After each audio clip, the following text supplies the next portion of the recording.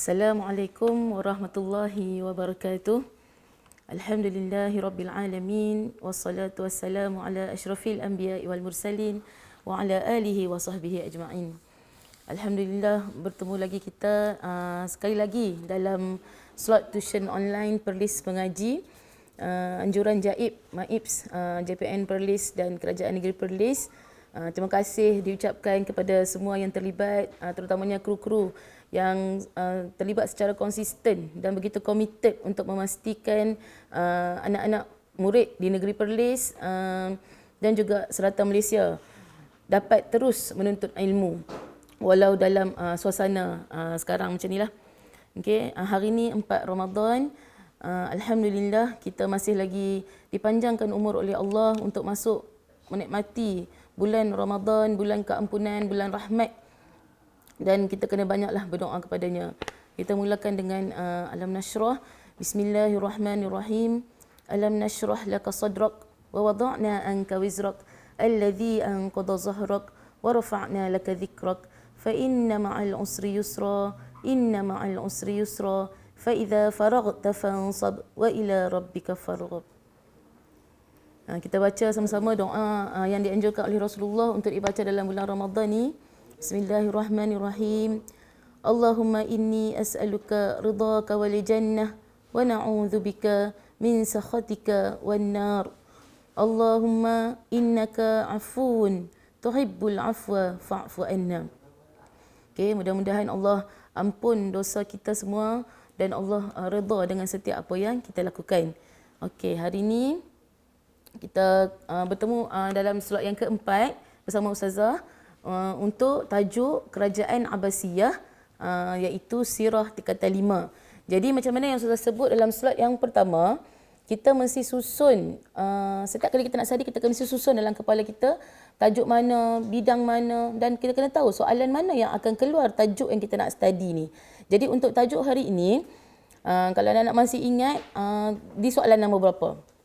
Kertas apa? Kertas 1 ke kertas 2? Kertas 1. Okey, kertas 1 bahagian B, soalan nombor 4, nombor 3 atau 4A. Okey, di situ kita akan jumpa soalan berkenaan dengan sirah. Sama ada sirah tingkatan 4 atau sirah tingkatan 5. Jadi hari ini kita akan ulang kaji sirah tingkatan 5. Jadi kalau kita boleh tengok sekarang ni ramai ustaz-ustazah, guru-guru berkongsi bahan-bahan mengajar, nota-nota, panduan-panduan, tips-tips macam mana nak study, dan nota-nota ringkas dan yang menarik lah ustazah tengok di YouTube, Facebook, kita boleh tengok orang kongsi semua. Dan hari ni ustazah berkongsi, okey, kita nak haidkan luang lingkup tajuk hari ni ustazah akan berkongsi macam mana cara ustazah mengajar anak-anak murid selama ni untuk ingat tajuk Kerajaan Abbasiyah. Okey, so kita akan kongsikan hari ni. Okey, kalau kita tengok Abbasiyah ni ada tajuk yang sangat luas untuk dalam silibus. Okey, yang pertama pengenalan dan penyebaran Islam. Yang kedua, perkembangan pendidikan. Yang ketiga, perkembangan sains dan teknologi. Yang keempat, perkembangan ekonomi. Dan yang kelima, perkembangan ketenteraan. Jadi hari ini insya-Allah kita akan pergi kepada 1 sampai 3. Kalau tak ada kita akan pergi 1 sampai 2. Bergantung pada masa. Okey. Ready? Okey, Kerajaan Abbasiyah, pengenalan dan penyebaran Islam. So macam biasalah ustazah dah bagi tahu berkali-kali, ustazah menyediakan ruang untuk meletakkan nota dan bahan ustazah, iaitu di link ni, boleh scan ni, QR code ni, okey, boleh pergi kepada Padlet ni. Dan di sini anak-anak boleh tengok bahan yang ustazah dah kongsi di sini. Okey. So untuk hari ini kita nak tengok kalau nota pengenalan dan penyebaran Islam zaman Abbasiyah, okey, notanya di sini. Kita boleh tengok. Okey. Ini adalah nota dia. Kedudukan nota dia. Macam biasalah ustazah kata kita kena susun kan. Jadi kita tengok dulu susunan dalam nota ni, semua sekali ada 9 perkara yang perlu kita ingat dalam tajuk ni.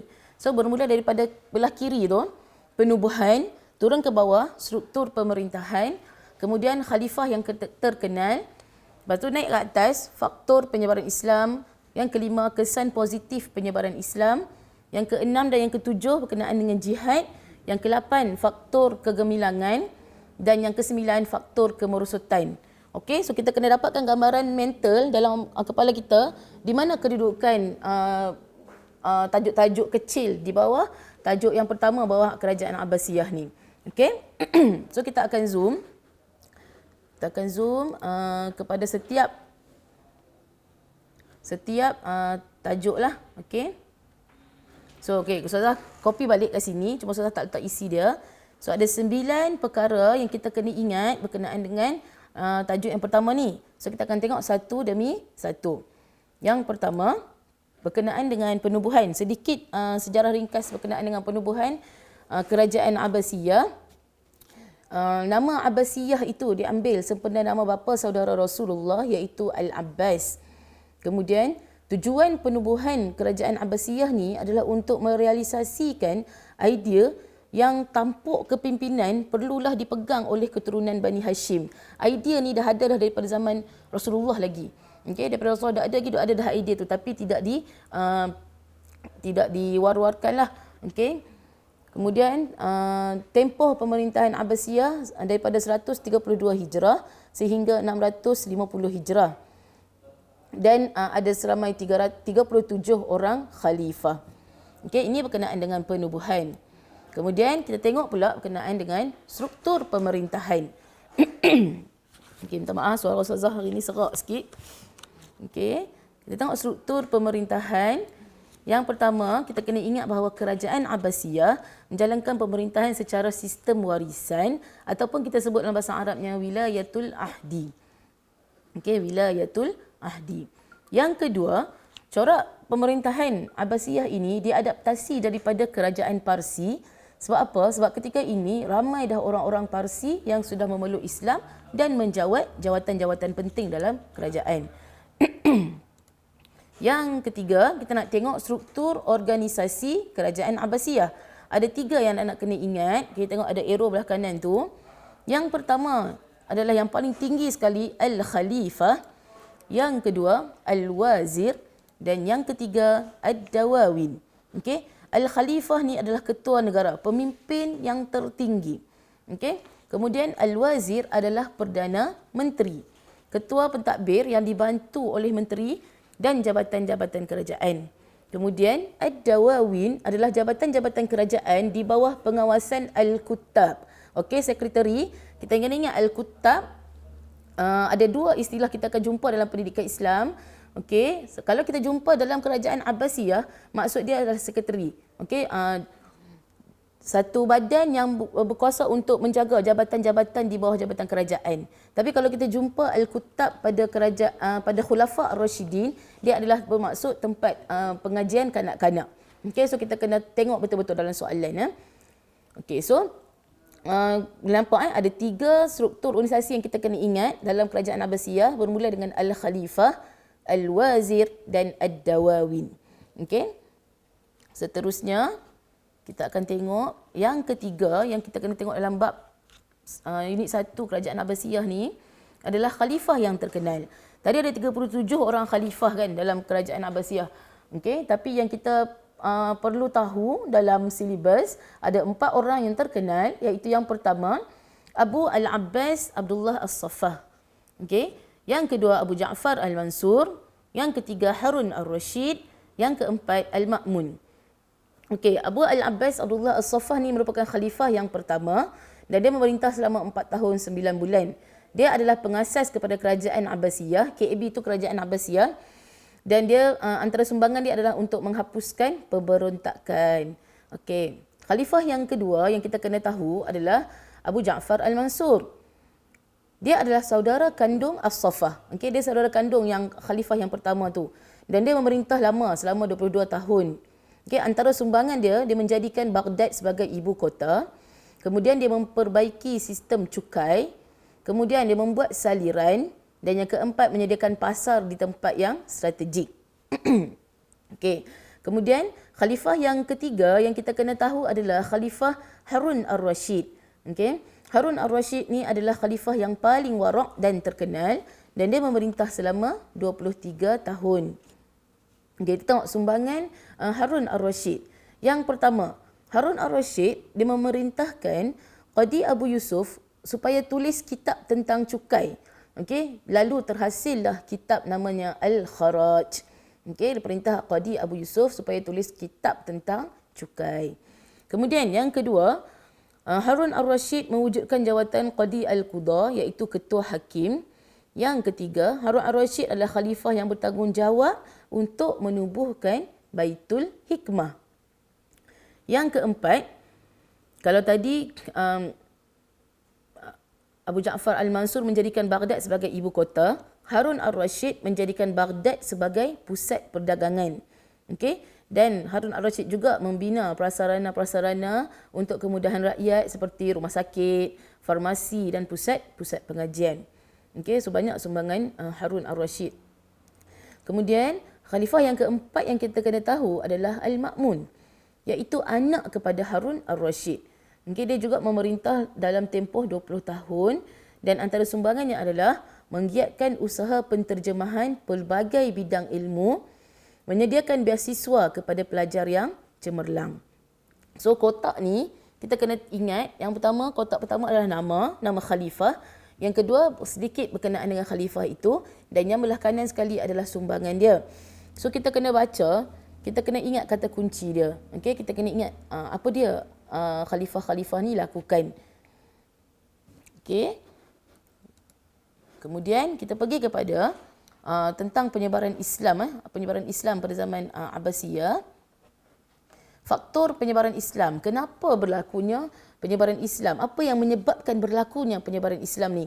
So dia ada faktor dalaman dan faktor luaran. Dalaman ni maksudnya yang berlaku sekitar dalam negara, dan luaran adalah berlaku di luar kawasan dalam negara tu. So faktor dalaman penyebaran Islam yang pertama adalah permintaan penduduk tempatan sendiri. Okey. Yang kedua, galakkan daripada khalifah, iaitu khalifah, macam mana khalifah menggalakkan? Khalifah memberi gaji kepada ulama dan pendakwah, dan peruntukannya diambil dari Baitul Mal. Kemudian yang ketiga, dasar kerajaan sendiri, menyamaratakan bangsa Arab dengan bukan bangsa Arab. Okey, dan yang keempat, kedudukan Baghdad yang strategik, di mana Baghdad ini menjadi tumpuan bagi bidang ilmu dan juga perdagangan. So orang datang menuntut ilmu dan orang datang untuk berniaga, secara tidak langsung berlaku penyebaran Islam. Sekarang kita tengok faktor luaran. Faktor luaran juga ada 4 isi yang saya letak di sini. Yang pertama, pembukaan wilayah baru. Yang kedua, penggunaan bahasa Arab secara meluas. Yang ketiga, hubungan diplomatik dengan negara luar. Okay, dalam negara buat hubungan diplomatik, jadi ramailah negara-negara lain yang memeluk Islam. Kemudian, usaha dakwah para pedagang Islam sendiri. So, ada 8 faktor di sini yang kita kena ingat berkenaan dengan faktor penyebaran Islam. Okay, faktor dalaman, faktor luaran. Faktor dalaman tulisan kala putih, faktor luaran tulisan kala kuning. Kalau kat sini Okay, so kita pergi kepada topik yang seterusnya, iaitu bila berlaku penyebaran Islam, apa dia kesan positif yang berlaku terhadap masyarakat Abbasiyah. Kita tengok yang pertama dari segi akidah. Okey, untuk kesan positif penyebaran Islam ni, dia ada 4 fokus lah. Dia tengok dalam beberapa aspek dan pertama akidah. Okey, dari segi akidah, sudah tentulah bila orang memeluk Islam, maka kita berubahlah daripada kufur kepada mengesahkan Allah. Dan banyak masjid yang dibina. Dari segi ilmu, apa kesan dia? Mewujudkan prasarana pendidikan. Okey, tempat-tempat untuk masyarakat menuntut ilmu. Dan muncullah cendekiawan dalam pelbagai bidang ilmu. Okey. Antaranya contoh Masjid Jami' At-Tulun daripada binaan Mesopotamia ni. Okey, banyak lagi binaan-binaan yang wujud dan bangunan-bangunan yang wujud ketika ini untuk menggalakkan masyarakat dan rakyat untuk menuntut ilmu. Kemudian yang ketiga, aspek yang ketiga adalah kebudayaan. Macam mana penyebaran Islam memberi kesan kepada kebudayaan? Okey. poin yang pertama adalah mengamalkan budaya dan nilai Islam sejagat. Dan yang kedua, muncul seni bina seperti Qasr al-Zahab dan Qasr al-Huldi. Okey. Itu contoh dia lah, contoh binaan seni bina zaman Abbasiyah. Kemudian yang keempat adalah sistem kemasyarakatan. Okey. Macam mana? Apa dia Islam buat perubahan kepada sistem kemasyarakatan? Yang pertama, menghapuskan sistem perhambaan. Yang kedua, memberi layanan baik terhadap orang yang berbeza fahaman. Sebab kita kena ingat masa ini Islam sudah berkembang sangat luas, hampir menguasai 2/3 dunia. Jadi ada masyarakat yang pelbagai agama dan juga kefahaman. Jadi Islam memberi layanan yang baik kepada semua orang. Okey. So ini adalah 4 kesan positif penyebaran Islam terhadap kerajaan Abbasiyah dari aspek akidah, ilmu, kebudayaan, sistem kemasyarakatan. Okey. Kalau soalan tanya umum, jelaskan 2 kesan positif penyebaran Islam. Kita boleh bagi random mana-mana isi yang ada di sini. Tapi kalau soalan fokus, jelaskan 2 kesan positif penyebaran Islam dari aspek akidah. So kita kena bagi yang akidah sahaja. Okey, so kita kena berhati-hati terhadap soalan, apa kehendak soalan. Okey. Kita akan tengok yang seterusnya. Selepas kesan positif, kita nak tengok semangat jihad umat Islam. Okey, apa jadi pada semangat jihad umat Islam ketika ini? Okey, umat Islam masa ni sentiasa berusaha bersungguh-sungguh untuk capai sesuatu. Tak kisahlah dalam bidang apa pun, dan tidak sekali-kali memperkecilkan konsep jihad. Okey. Dan bila seseorang merasakan yang menuntut ilmu tu satu jihad, maka dia akan start untuk menerokai pelbagai bidang ilmu. Dan juga dah teroka, dia menguasai pula bidang ilmu. Sebab itulah kita tengok zaman ni ramai lahir para cendekiawan, para sarjana yang mahir dalam pelbagai jenis bidang ilmu. Okey, so kesan dia apa dia? Bila dah meneroka, menguasai, maka umat Islam menguasailah pelbagai jenis bidang ilmu tadi saya sebut kan. So umat Islam menguasai pelbagai jenis bidang ilmu. Kemudian bila kita ni jadi seorang yang berilmu, maka martabat kita akan dipandang tinggi. Okey, jadi martabat tamadun Islam ketika itu adalah sangat tinggi. Sebab apa? Sebab ada ilmu, sebab ada kemahiran, sebab ada kepakaran yang boleh meningkatkan kita punya martabat. Kemudian dengan ilmu jugalah Islam berjaya menguasai 2/3 dunia. Kalau kita tengok dalam peta sedikit kat situ, yang colour purple tu adalah kawasan-kawasan yang sudah ditakluk oleh kerajaan Abbasiyah. Okey, sebab Islam dulu adalah satu kerajaan yang kuat, yang sangat-sangat memberi kesan kepada dunia. Tapi kerana pelbagai faktor, Islam semakin jatuh dan terhakis. Dan tugas kita lah untuk mengembalikan daulah Islamiyah ni, untuk menjadi individu-individu Islam yang menjalankan Islam, yang mengikut apa yang Allah suruh, buat apa yang Allah suruh dan tinggal apa yang Allah larang. Okey. Itu adalah berkenaan dengan semangat jihad dan kesan semangat jihad terhadap kerajaan Abbasiyah. So, setiap kerajaan bila kita belajar dalam Islam ataupun dalam sejarah, dia mesti ada faktor kegemilangan, bermula, lepas tu gemilang, lepas tu dia akan merosot. Kemudian dia akan bina tamadun baru ataupun kerajaan baru. Begitulah juga dengan kerajaan Abbasiyah. So kita tengok apa dia faktor kegemilangan kerajaan Abbasiyah. Yang pertama, bila ada kerajaan, mestilah ada pentadbiran. So pentadbiran pusat yang sistematik dan mantap. Okey. Isi yang kedua, memberi tumpuan kepada sektor utama, iaitu pertanian, perindustrian dan perdagangan. Okey.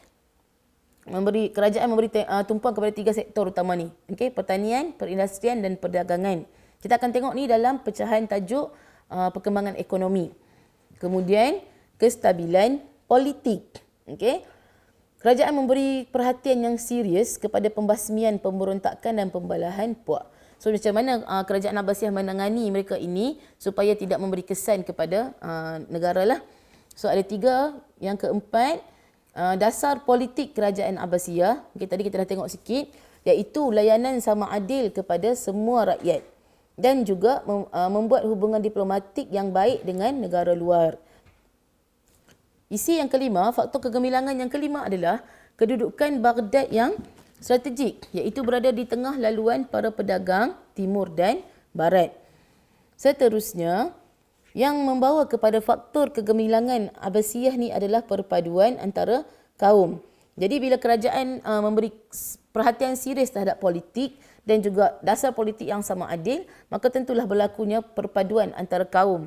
Okey, yang memberi kesan yang baiklah kepada kerajaan ataupun sesebuah tamadun itu sendiri. Okay, yang terakhir, penghayatan konsep kerja sebagai ibadah. Okey, yang ni konsep kerja sebagai ibadah ni adalah sangat penting sampai ke kita hari ni pun kita mesti rasakan yang kita bekerja, setiap satu amal yang kita buat itu adalah satu ibadah. Kita niat buat kerana Allah dan insya-Allah ada kebaikan di sebaliknya.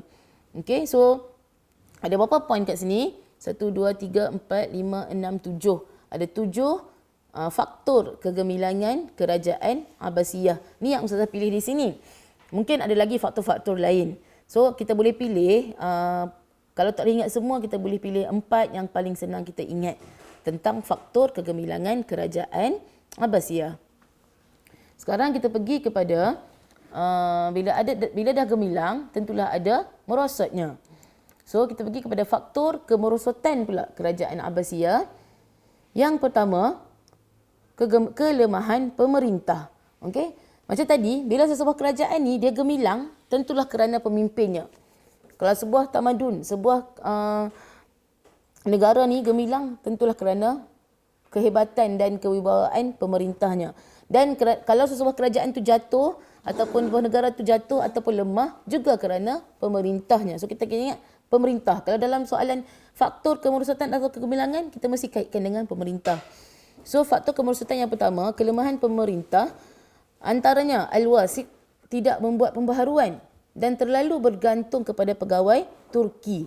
Okey, rasa selesa sangat dah sebab dah terlampau gemilang, dah terlampau hebat, dah terlampau selesa, jadi tidak buat apa-apa pembaharuan.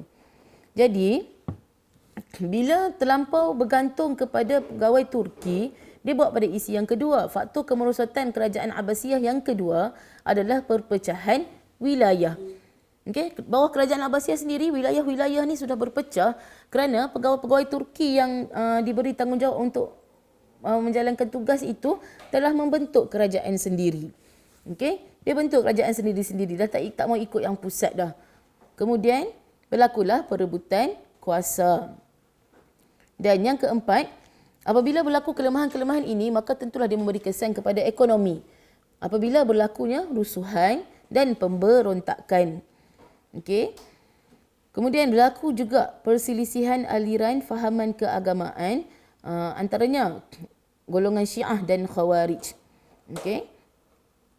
Bila dalaman lemah, pemerintah lemah, lepas tu berlaku perpecahan wilayah, berebut kuasa, dari segi agama pun berlaku perselisihan, maka senanglah musuh dari luar yang sentiasa menanti nak tengok Islam jatuh menyerang. Okey. Berlakulah serangan daripada luar. Jadi itulah 6 faktor kemerosotan kerajaan Abbasiyah. Okey.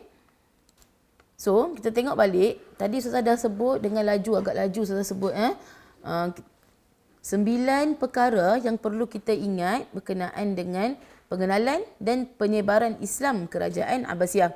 Bermula dengan penubuhan, struktur pemerintahan, khalifah yang terkenal, faktor penyebaran Islam, kesan positif penyebaran Islam, semangat jihad umat Islam, kesan semangat jihad, faktor kegemilangan, faktor kemerosotan. Nampak macam banyak, tapi bila kita letak dalam kepala kita satu, insya-Allah dia tidak begitu sukar untuk ingat, insya-Allah.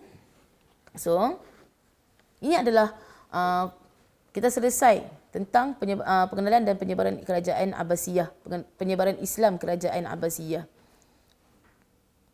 Okey. Sekarang kita akan pergi kepada perkembangan yang kedua, iaitu perkembangan pendidikan. Tajuk Abbasiyah ni tajuk yang agak berat, tajuk yang sirahan sejarah, kita akan rasa macam ngantuk ataupun bosan. Tapi kalau kita buat secara tersusun, sekejap je masa yang kita ambil untuk ingat. Yang penting kita susun betul-betul. Kali pertama kita memasukkan maklumat, kemudian kita ulang dan ulang. Okey, kita menggambarkan dalam kepala kita, betul kita ulang, lepas tu kita tulis balik semula apa yang telah kita ingat. So kita setkan masa dalam tempoh setengah jam ni. Okey, tadi Ustazah sebut laju kan. So lepas ni habis slot ni nanti ambil satu masa untuk duduk dan ingat balik satu demi satu fakta. Kemudian kita tengok buka buku soalan, kita cari soalan-soalan yang berkaitan dengan tajuk ini, iaitu tajuk Abbasiyah. Tengok kita boleh jawab ke tidak. Okey? Itu cara dia. Sebab nak menuntut ilmu ni tak ada benda yang mudah. Cuma kalau kamu ada cara sendiri untuk ingat, terpulanglah. Buatlah apa sahaja cara, yang penting kita ingat. Okey? Terutamanya benda-benda yang berbentuk fakta ni kita kena ingat awal. Kita kena study awal. Kalau minggu depan nak periksa, kita baru nak study minggu ni, itu pun dah terlambat. Apatah lagi kalau esok nak periksa, hari ni baru nak baca. Tak dan. Okey? So, tajuk-tajuk berat seperti sirah tokoh ni kita kena buat awal. Persediaan awal.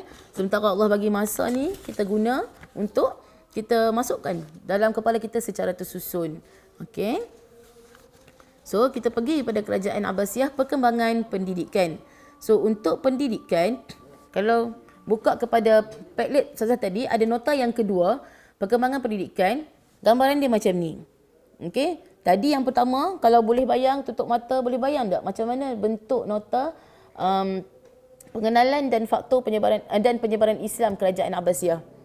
Ada 9 perkara, mula belah sini, macam ni ada kotak, jadual, lepas tu atas ada kotak perbezaan faktor dalaman, faktor luaran, lepas tu kesan positif penyebaran Islam, lepas tu tentang jihad dan kesannya, kemudian bawah sekali faktor kegemilangan dan faktor kemerosotan.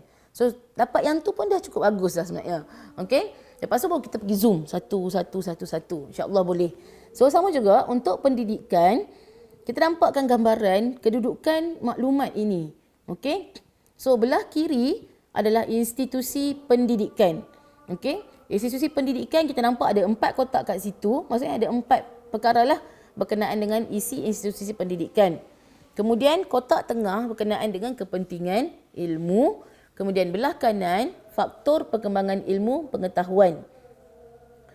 Dan di bawah, okey, kalau dalam nota tu dia penuh lah, ni susah kecilkan. Okey. Bawah tu adalah bidang ilmu yang diterokai ketika zaman kerajaan Abbasiyah ini. Okey. Masukkan gambaran ini. Okey, capture dia supaya otak kita akan ingat. Oh, okey.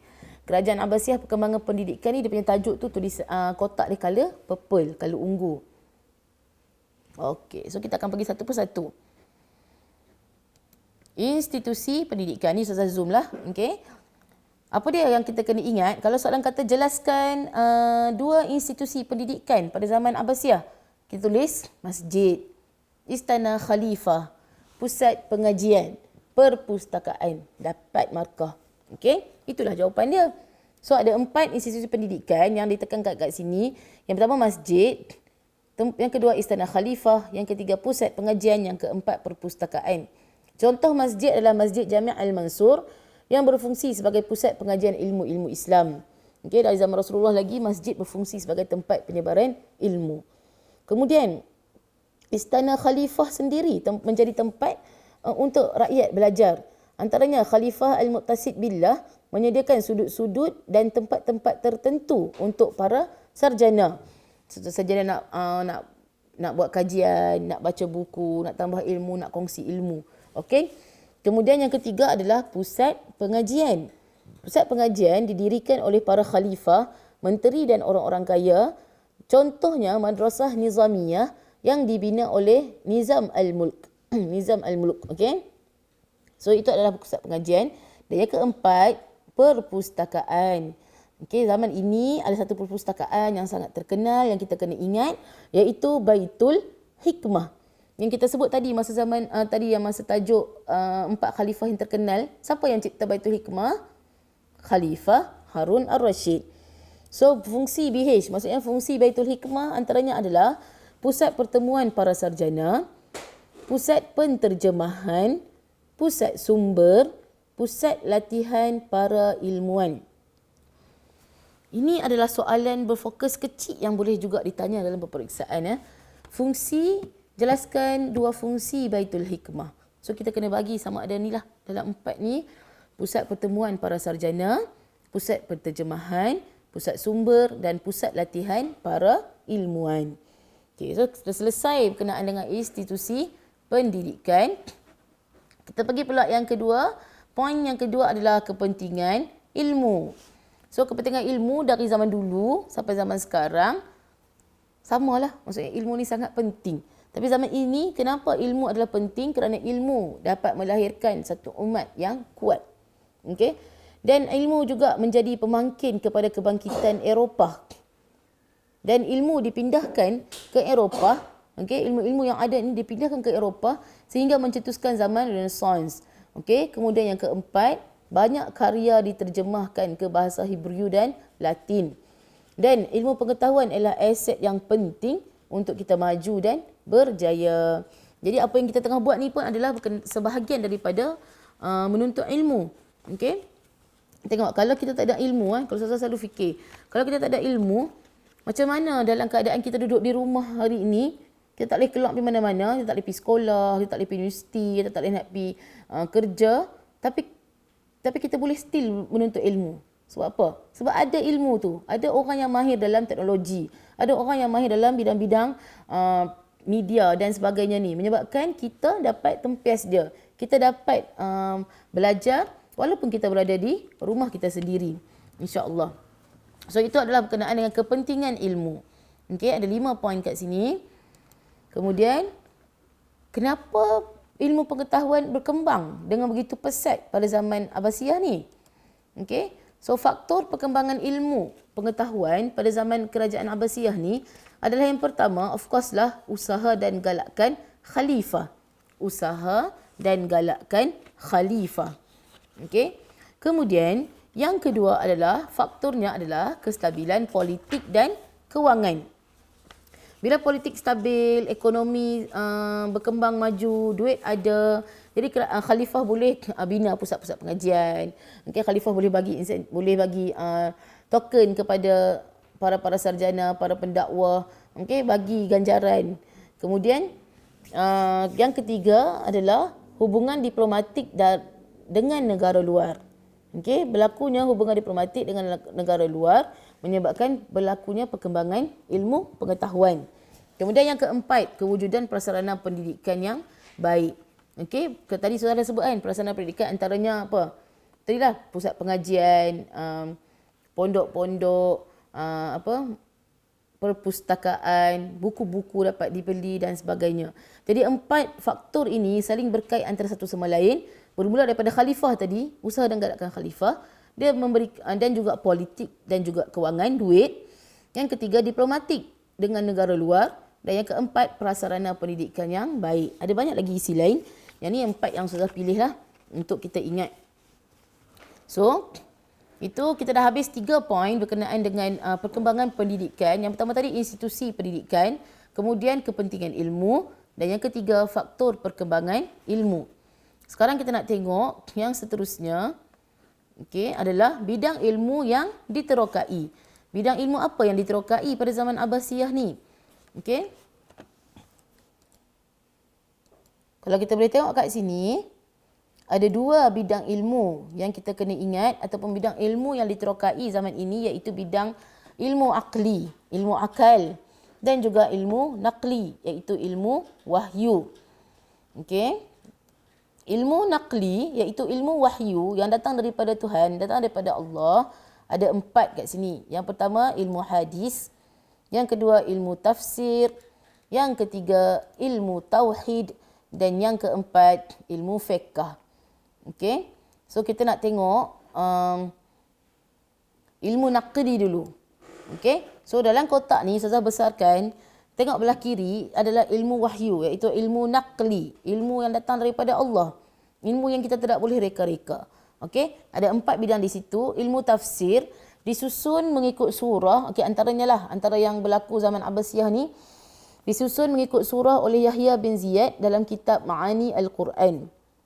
Okey, ilmu tafsir, tafsir Al-Quran disusun mengikut surah oleh Yahya bin Ziyad dalam kitab Ma'ani Al-Quran.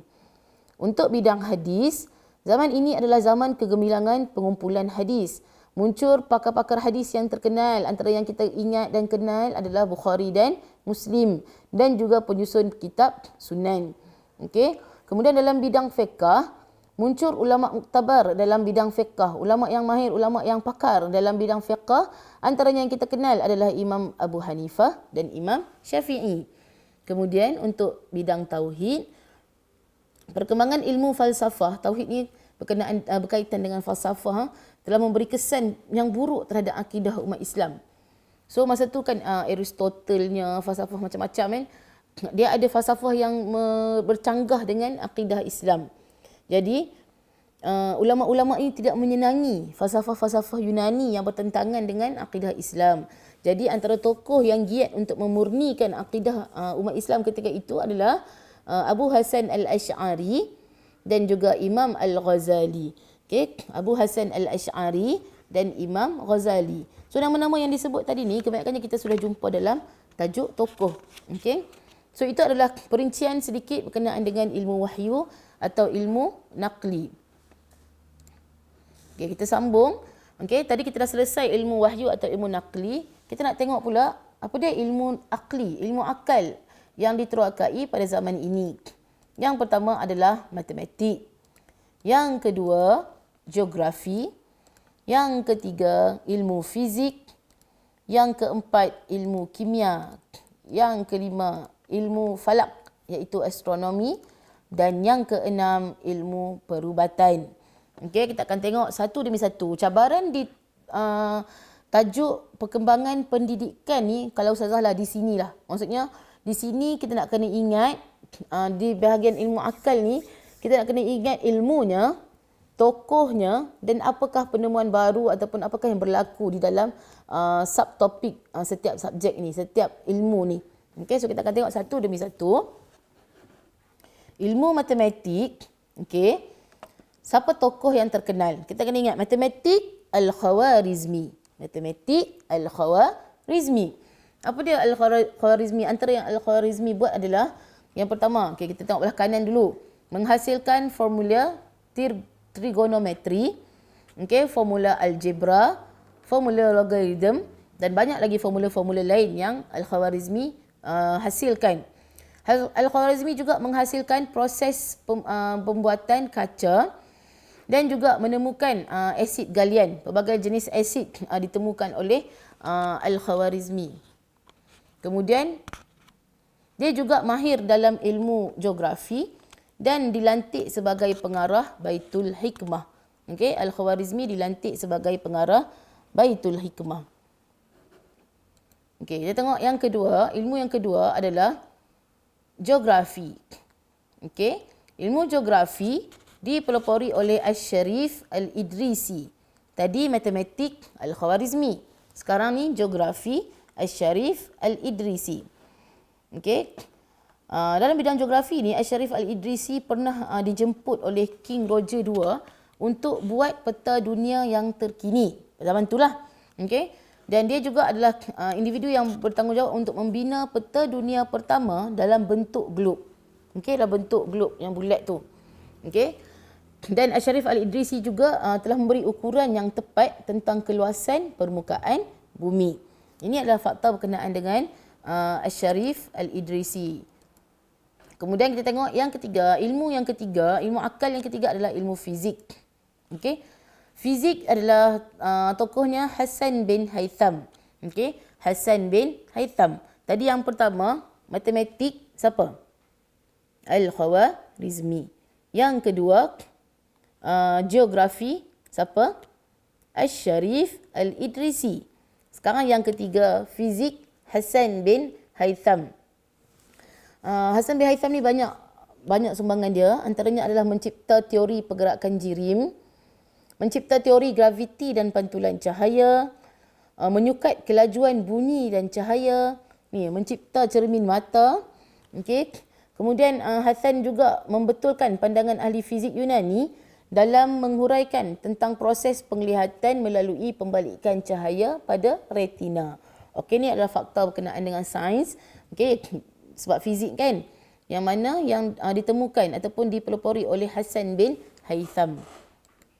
Kemudian yang keempat, ilmu akal yang keempat adalah ilmu kimia. Okey, kimia pula tokohnya adalah Jabir bin Hayyan. Okey, kimia tokohnya Jabir bin Hayyan. Jabir bin Hayyan telah membetulkan banyak teori-teori kimia.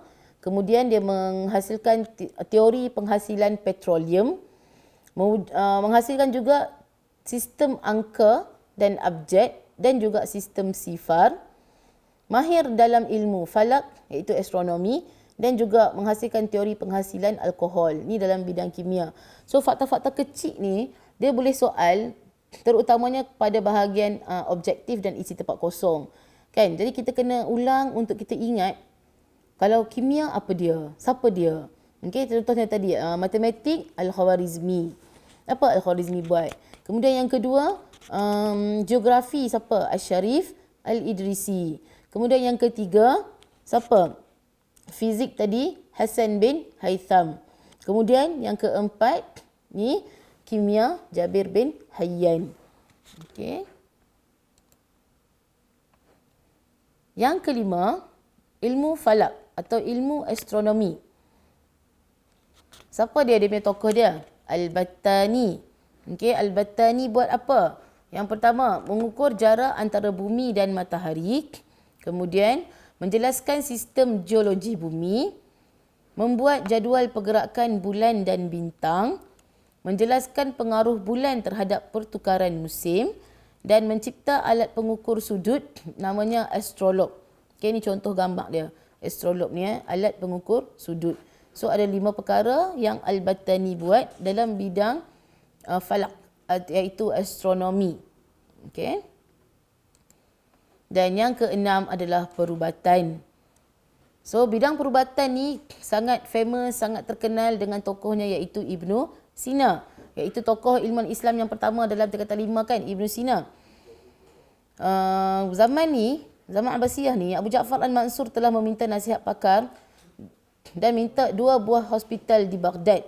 Okay. Kemudian Ibnu Sina menjelaskan kesan kuman dalam penyakit dan menjelaskan teori jangkitan virus. Kemudian Ibnu Sina juga menemukan pelbagai penyakit baru, mencipta bius dan picagari dan menghasilkan 116 karya, antaranya Al-Qanun fit Tib yang kita sudah ingat dalam tajuk tokoh. So ini adalah 6 ilmu akal. Kalau dalam kotak ni kita boleh tengok, saya susun sebenarnya dalam kotak. Kalau boleh buka kat nota, kita kena susun dalam kotak. Kenapa? Sebab otak kita suka benda yang tersusun, senang kita nak cari. So matematik Al-Khwarizmi, kimia Jabir bin Hayyan, geografi Hasan bin Haytham, fizik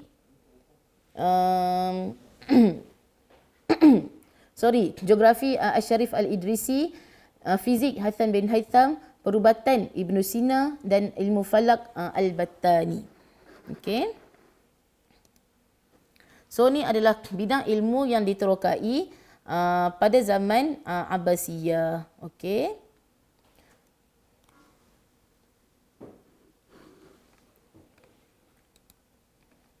Seterusnya kita akan tengok sedikit berkenaan dengan kerajaan Abbasiyah, perkembangan sains dan teknologi. Tapi yang ni kita akan pergi dengan lebih lanjut pada slot yang seterusnya. Cuma kita nak tengok nota kerajaan sains dan teknologi ni dalam jadual begini dan hanya sedikit sahaja maklumat yang kita perlu ingat. So kita akan tengok dalam slot yang seterusnya. Okey, sebelum kita habis slot ni, tadi saya dah cerita banyak sangat dengan agak laju ya. Okey.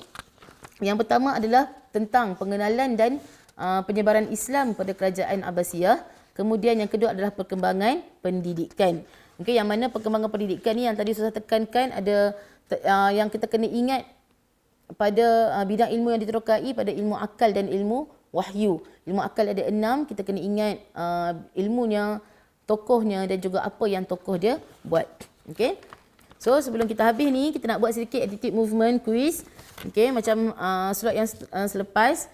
Siapa yang Ustazah buat paparan penyataan, kalau betul gerak ke kanan, kalau salah gerak ke kiri, ataupun angkat tangan kanan ataupun angkat tangan kiri. Okey, mungkin ada yang tengah duk main ke, duk masak ke, kan, nak buka puasa ke, dah buka puasa lah pun nanti kan, malam kan, nak minum air ke apa, lepas tarawih, boleh try jawab soalan ni lepas dengar tadilah kita tengok dah belajar kan. So kalau kita tengok soalan yang pertama. Jadi